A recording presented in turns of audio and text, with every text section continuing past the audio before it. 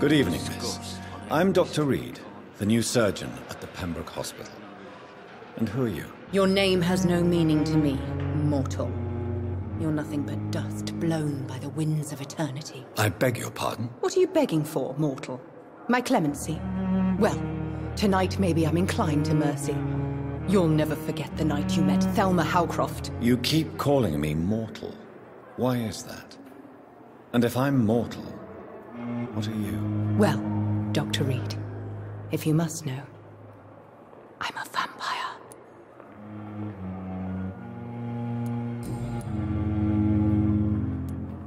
And why do you believe you're a vampire? I don't need to believe anything. It is what I am. It is what I feel within this hollow shell of flesh. Please, describe to me how you feel.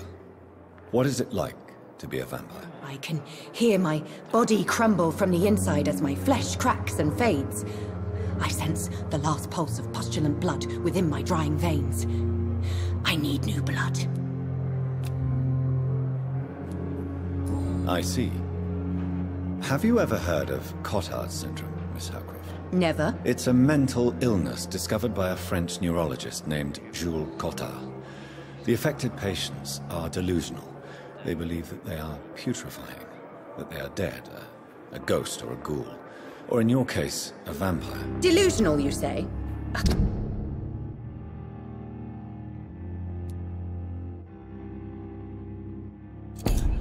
Sad and petty mortal. You can't even begin to understand the concept of immortality. And you think it is I who am delusional. I'm assuming you must be a patient here. Am I right, Miss Howcroft? It's only a cover. To hide from my enemies. I can leave whenever I want. As a woman, a spirit, fog, or bat. Who are these enemies you mentioned? Can you describe them? I cannot say for sure. But I sense their eyes on me from nearby. I feel them watching me every time I visit the garden near the morgue. The staff here are not your enemy. They're here to help you, to care for you. I'm not speaking of the doctors in white. I'm speaking of the men and women who hunt me. For I am a vampire! I see. Don't worry. These people will not find you here. I'll personally make sure they leave you alone. Thank you, mortal. But do not interfere with them, for you are no match for those that hunt me.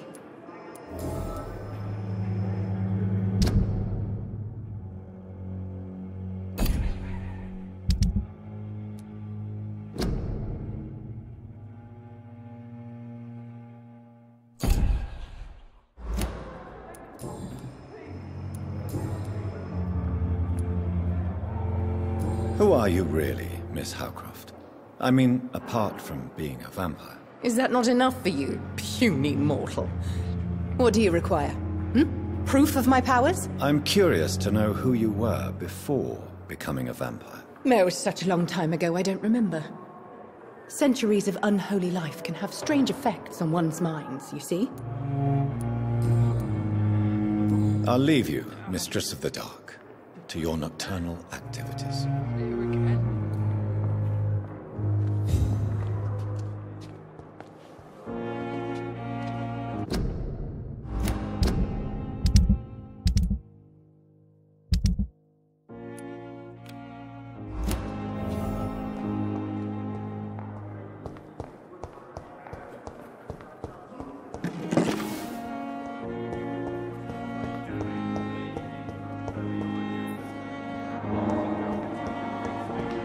Thelma Howcroft said she was being watched by vampire hunters. Where are they hiding? I should investigate.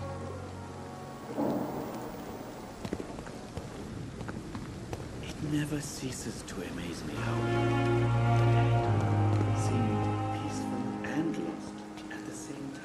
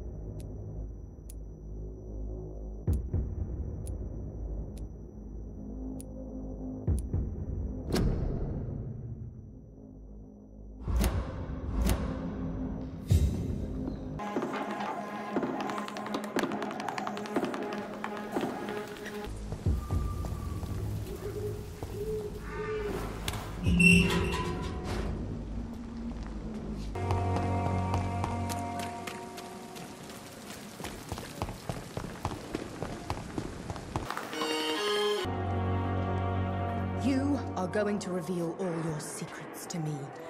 Even the darkest thoughts in your heart. My blood and soul. They belong to you now. The life running in your veins. This dead flesh needs it. Oh, please spare me, Dark Queen. Spare your obedient slave.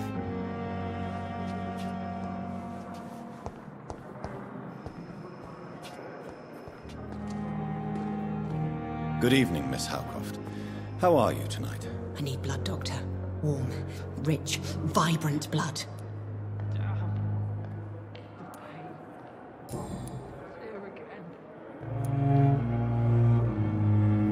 Tell me, Thelma, what do you really know about vampires? I saw one and he saw me. I watched him hunt and kill. I saw his terrible wounds heal as his victim died. And then I knew I was saved. You mean you actually saw?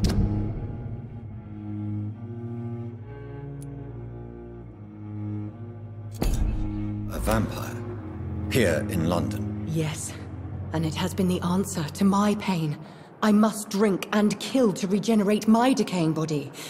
I am a vampire too.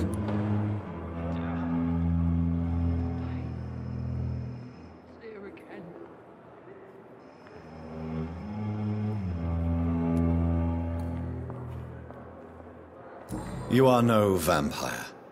You are a delusional woman, convinced she is something she is not. How convenient to call delusional anyone who does not share your precious rationale, Dr. Reed.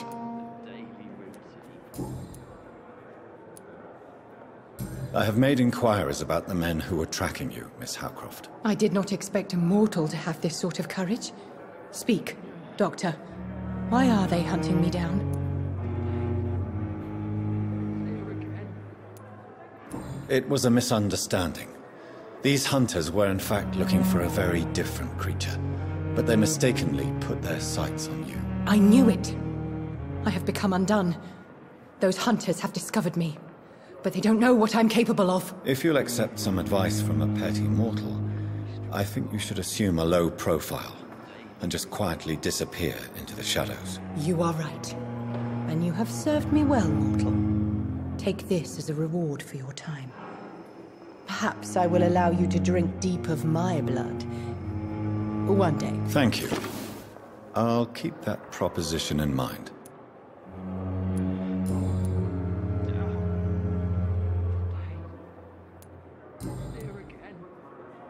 I'll leave you, Mistress of the Dark, to your nocturnal activities.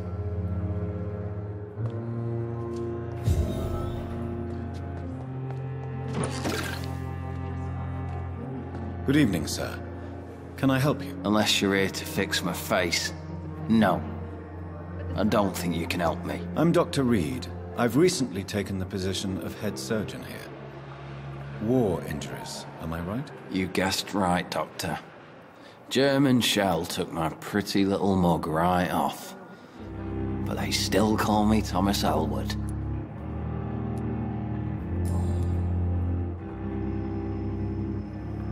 How is your stay with us, Mr. Elwood? Oh, it's bliss. I just escaped death in the trenches to be surrounded again by the moans of the dying. Can I ask you precisely why you're a patient here? It's the pain, sir. The drugs don't work. It just hurts under the scars, if you get my drift. Who is treating you? Is someone in particular looking after your case? Nobody since the old and tired doctor spoke to me. Started to think I was forgotten about.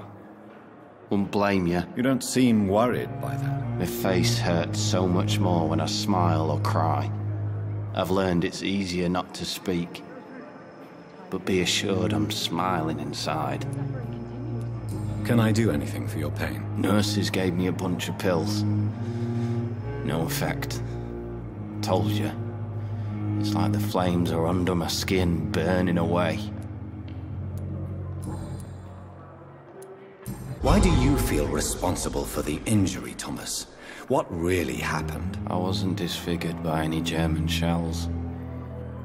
It happened during my leave. It was an accident. Tell me what really happened then. I went with a whore in Rouen. Dead drunk I was. The hotel was a shithole. There was a fire that night. Did you start the fire? Were you trying to avoid going back to the front? That's not uncommon, you know. No. It's just that I was asleep when the flames reached the room. The girl was long gone. Bitch never woke me up. Left me to burn. Why lie about it? Come on. It's one thing to come back disfigured by the Germans, and it's another to get injured in an accident that could have happened to anybody. You know you can't hide forever. One day you'll have to face your loved ones. Until that day, you have no chance of real recovery. My friends all died in the trenches. It's shameful enough to be alive with these stupid scars. I don't want my children to see me like this.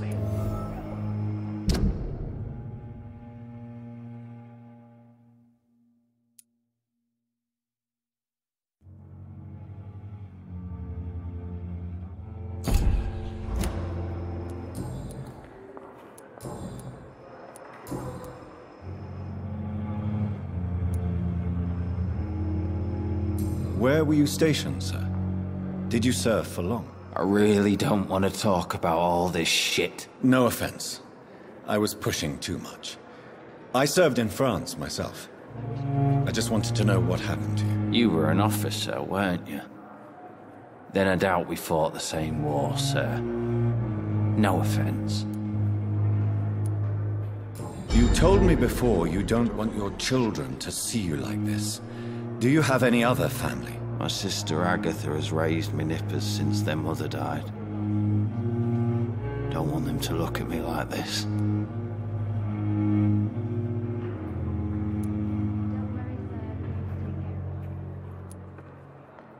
How could children despise their father injured in the war? What do you think?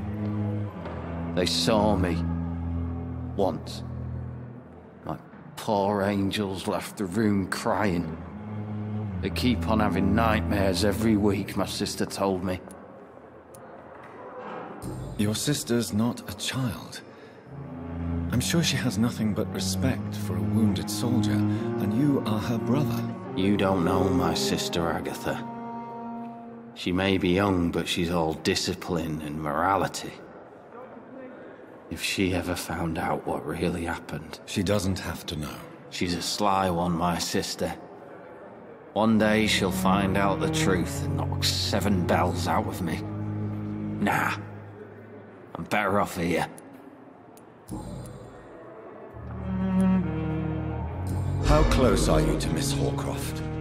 Are you aware that she thinks she is a vampire? To wait for her next nibble is the best reason to stay here. Every time she approaches my bed, she treats me like something tasty. A normal person. Aren't you afraid? She may hurt you if the game goes too far.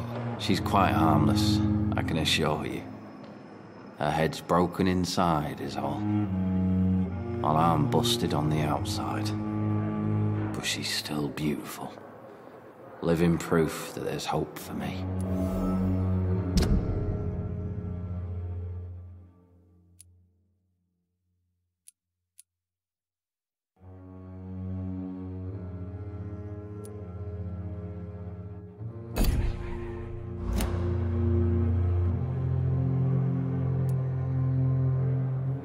So do you let her bite you? You know that's not sanitary. And why not? She's only supping a few drops of me blood. And the pain, it's real for once. She could decide to bite less willing patients. Then it's another good reason for me to stay here, Doctor. You do realize she's mentally disturbed. It's called the Cotard syndrome. She truly believes she's a vampire. In her madness, she never refers to my scars. And frankly, if I could, I'd join her world. It seems much more fun than the real one.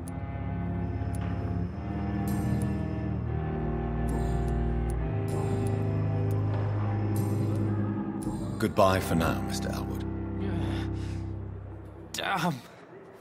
The Time pain. has lost its effect on me, It's here but again. the suffering continues.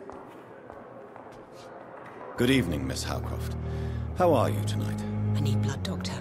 Warm, rich, vibrant blood.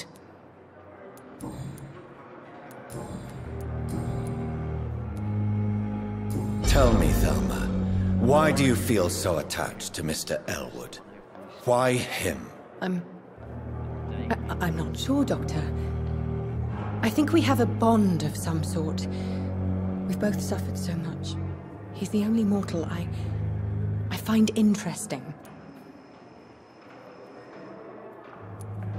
Do you plan to make him a vampire too? Of course not. How could I inflict my curse on anybody else? I'm not that cruel, Doctor. Would you say you and Mr. Elwood are romantically involved? No.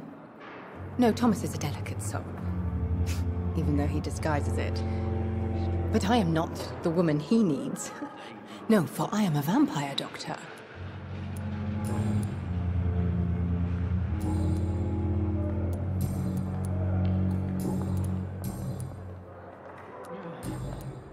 I'll leave you, Mistress of the Dark, to your nocturnal activities. I wonder what your last thoughts would be, sir.